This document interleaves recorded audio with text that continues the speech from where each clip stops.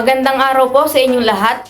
Ako po si Kian F. Rocaport at sa video na ito ay magbabahagi po ako ng aking video review tungkol sa kwentong Uhaw ang Tigang na Lupa ni Liwayway A. Arceo. Ang kwento pong ito ay umiikot sa buhay ng isang pamilya na sa panlabas ay tahimik at maayos. Pero habang binabasa po natin, makikita natin na may kakulangan sa loob ng kanilang tahanan. Isinasalaysay ito mula sa pananaw ng anak. Kaya dama po natin ang kanyang nararamdaman habang siya ay lumalaki sa isang bahay na kulang sa lambing at usapan.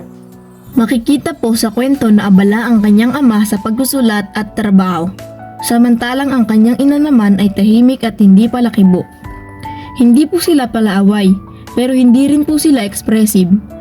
Dahil dito, ramdam ng anak ang pagiging mag-isa kahit kasama niya ang kanyang pamilya. Para po sa kanya, ang simpleng ngiti ng kanyang ina ay parang ulan sa tag-araw. Bihira pero napakahalaga. Habang nagpapatuloy po ang kwento, unti-unting nabubunyag ang isang lihim na matagal nang nakatago. Sa pamamagitan ng isang talarawan at mga liham, nalaman ang tungkol sa ibang babaeng minahal ng kanyang ama. Masakit po ito, lalo na para sa ina na tahimik lang na nagtitiis na hindi pa napakita ang kanyang pinagdadaanan. Nung magkasakit ng ama, mas lalong nakita kung gaano kalalim ang sakripisyo ng ina. Kahit nasasaktan po siya, pinili pa rin niyang manatili at alagaan ito.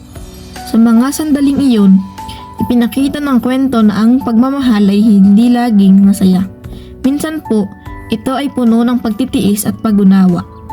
Habang binabasa ko po ang kwento, napaisip ako na hindi lahat ng problema sa pamilya ay nakikita agad.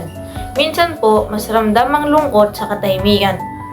Natutuhan ko po na mahalaga ang pagpapakita ng malasakit kahit sa simpleng paraan dahil may mga taong tahimik lang pero maraming pinagdadaanan.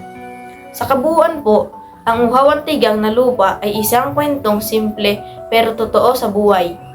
Ipinapaalala lang po nito na ang pagmamahal ay kailangang iparamdam at hindi tinatago dahil ang pusong hindi dinidiligan ay maaaring mauhaw. Maraming salamat po sa pakikinig at sana po ay minapulot kayong aral mula sa aking video review.